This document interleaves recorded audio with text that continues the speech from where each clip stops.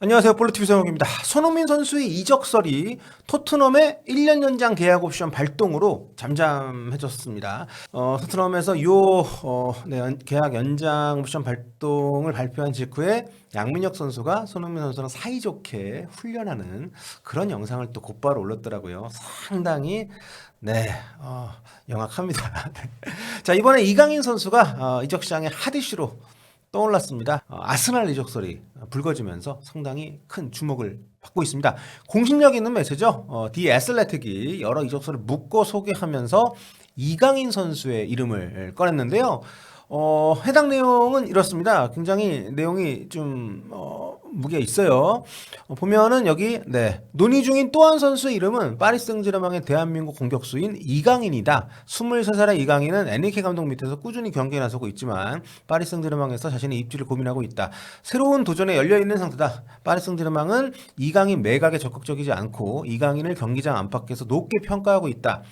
이강인은 아시안 시장의 임팩트가 크다. 그러니까 이게 온앤오프 더 피치에서 좋다는 거는 경기력도 좋지만 그 경기장 밖에서의 어떤 수익을 창출하는 그런 부분. 아직까지도 이제 아시아 선수 영입에 있어서는 이게 중요한 고려 대상 중에 하나인 것 같아요. 뭐 그렇게 기분 나빠할 필요는 없을 것 같습니다. 사실 기량이 뒷받침이 안 되면은 뭐 마케팅 파워 같은 게 생기질 않으니까. 아무튼 이강인은 아시안 시장의 임팩트가 크고 이적이 이뤄진다면 2023년 영입 당시 마요르카에 지불했던 이적료 2,200만 유로에서 최소한 2배 이상은 준비해야 할 것이다. 올 시즌 리그왕 16경기 출전해서 6골을 넣은 이강인은 아스날에 익숙한 이름이다. 그동안 좀 파악을 계속 해왔다는 거죠. 하지만 지금 몸값은 너무 비싸다. 하지만 만약에 파리 생제르맹이 완전 이적 옵션이 딸린 임대 제한도 받아들일 용의가 있다면 아스날은 협상에 돌입할 준비가 되어 있다. 자, 이 대목을 쓴 기자는 이제 아스날 담당 1타 기자로 알려져 있는 제임스 맥 니콜라스입니다. 이 사람이 이 얘기를 했기 때문에 상당히 어떤 구체적인 내용들이 들어있잖아요. 이게 굉장히 큰 파문을 일으키면서 지금 이강인의 아스날 이적설에 관련된 여러 뭐 포스팅이나 뉴스들이 많이 나온 상태입니다. 자, 이강인의 아스날 관심을 보도한 매체가 여럿이 있는데 뭐 예를 들어가지고 익스프레스 같은 경우도 여기는 이강인 선수의 이적에 대해서 추가 취재를 하기보다는 일단 애슬레틱 기사를 좀 받아가지고 이렇게 쓴 그런 느낌인데 여기는 기사 제목이 재미있어요. 아스날이 자신들의 손흥민이라고 할 수 있는 23살에 3,700만 파운드짜리 윙어를 이적 위시리스트에 올려두고 체크하고 있다. Their own 손흥민이라고 이렇게 좀 많은 의미를 담고 있는 거죠. 경기력도 기대가 되지만 아시아 마켓에 대한 영향력도 기대할 수 있는. 여기서 말하는 이제 23살에 3,700만 파운드. 이게 우리 돈으로 지금 환율 기준으로 670억 원이더라고요. 이 윙어가 바로 이제 이강인 선수인데 이 기사 내용을 보면 아르테타 감독이 이제 측면 자원을 찾는 과정에서 이강인을 주시하고 있다. 이렇게 소개를 하면서 손흥민과 이강인의 관계도 어차피 동료라고 언급이 돼 있고 또 이강인이 토트넘의 손흥민처럼 아시아 마켓에 파급력이 크다는 걸 또 거론을 하고 있어요. 뭐 제목이 좀 특이하게 뽑히긴 했지만 애슬레틱에서 인용한 거기 때문에 뭐 추가적인 새로운 내용은 좀 없긴 합니다. 근데 이게 북런던 더비 관계잖아요. 아스날 토트넘이 손흥민이 토트넘이 남게 됐고 이강인이 아스날에 가게 되면은 어쨌든 정말 프리미어리그 최대의 라이벌 매치인데 여기 두 선수가 뛰는 모습은 생각만 해도 좀 가슴이 벌렁벌렁하네요.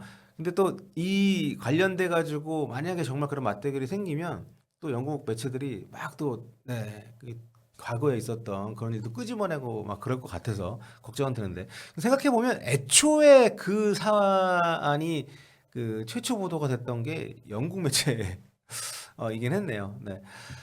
그리고 여기 또 추가적으로 재밌는 그 뉴스가 있는데요. 이거는 이제 투토 메르카토 웹이라는 이탈리아 인터넷 뉴스입니다. 여기에도 이강인 선수 이적 이제 거론이 됐어요. 이번 겨울 이적 시장에서 이강인이 굉장히 핫한 이름 중에 하나다. 그리고 프리미어리그 2개 클럽의 관찰 대상이다. 이렇게 소개를 하고 있는데요.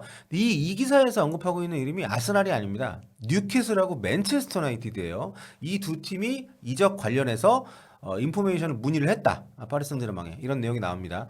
며칠 안에 영입 제안을 할 수도 있을 것처럼 이렇게 여기 쓰고 있어요. 그러면서 이제 첫 접촉 때 나왔던 액수까지도 좀 거론이 되고 있는데 이게 600억이 넘는 그런 액수인데요. 첫첩 쪽에서 4천만 유로. 그러니까 아스날이 이번 겨울 이적 시장의 우선순위를 공격수로 두고 있는 상태입니다.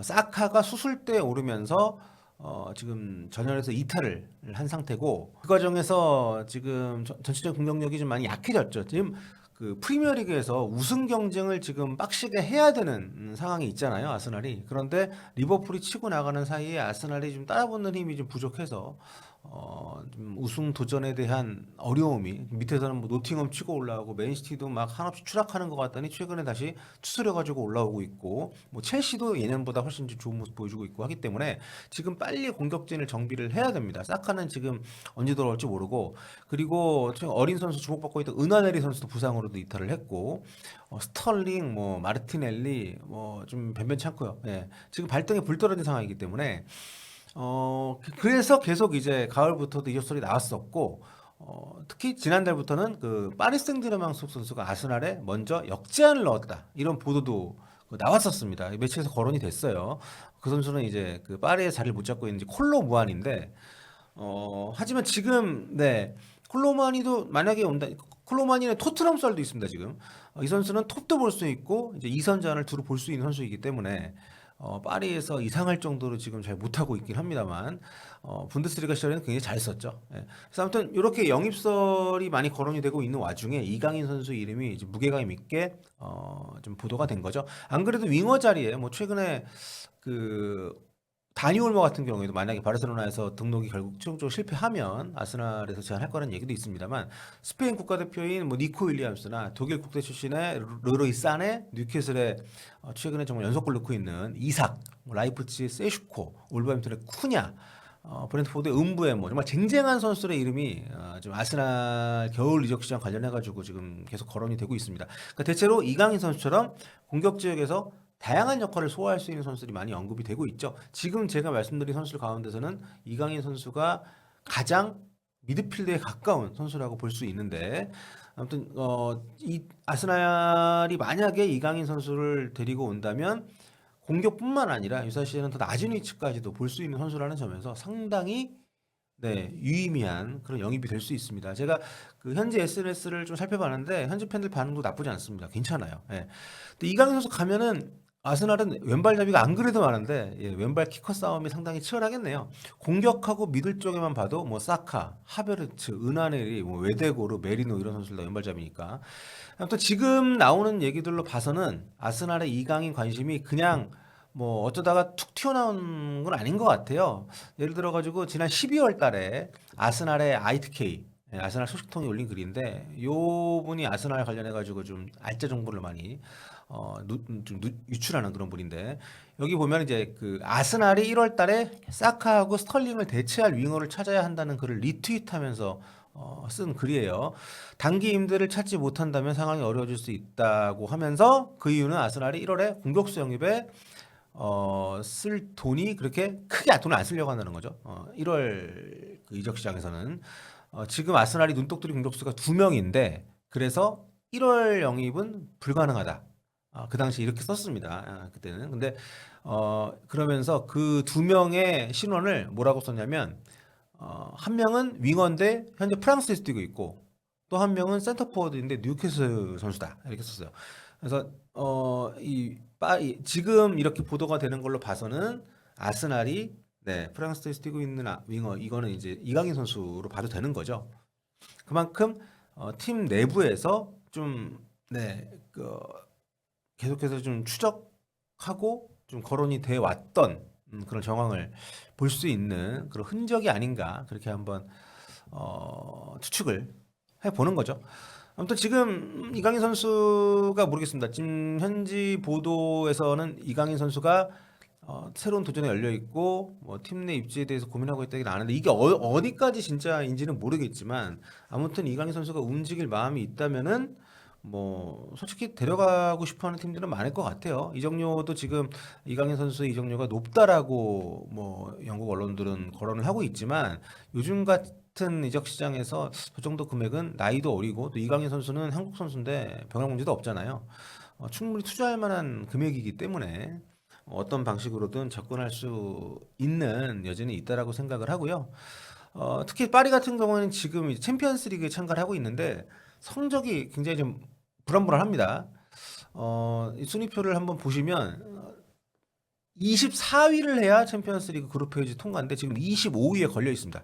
게다가 남은 두 시합이 맨체스터 시티전하고 슈투트가르트전이에요. 그래서 장담하기가 쉽지 않습니다. 다음 그 조별리그 그룹 페이지 통과하기가 겨울 이적 시장 지나서 치러지기 때문에 이번 겨울 이적 시장에 직접적인 영향을 미치는 건 아닐 수 있지만 만약에 챔스에 못 나가게 되면 후반기에 파리는 선수가 너무 많다라고 느낄 수도 있는 거죠.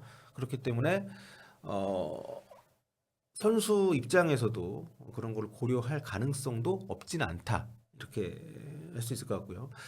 자, 아무튼 뭐 모르겠습니다. 뭐 우리끼리만 하는 얘기일 거예요. 북런던 코리안 더비, 코리안 북런던 더비 이게 성사가 될 가능성에 대해서 아스날에는 이전에 박주영 선수가 소속이 돼 있었기 때문에 만약에 이강인 선수가 간다면 한국인으로는 두 번째 아스날 행이 될 텐데 야, 북런던 더비는 진짜 거의 무슨 뭐 한일전 같은 분위기인데 여기에서 한국 선수 두 명이 선발로 나와가지고 붙으면은 게다가 지금 뭐 이 나오는 얘기들로 봐서는 이강인 선수가 오른쪽 윙어로 나오고 손흥민이 왼쪽 윙어로 나오면 포지션상으로도 경기장 내에서 상당히 많은 접촉을 해야 되는 그런 이제 구도잖아요. 정말 그 생각만 해도 기대가 좀 많이 되고 모르겠습니다. 성사가 될지 모르겠지만 한국 팬들 입장에서는 또 다른 또 관심거리가 이번 이적 시장에 생긴 것이 아닌가 싶습니다. 아마 오늘 대대적으로 보도가 나갔기 때문에 뭐 프랑스 쪽에서든 영국 쪽에서든 추가적인 보도가 좀 계속 나올 걸로 보이니까요. 나오는 대로도 정리를 해서 얘기를 나눠보도록 하겠습니다.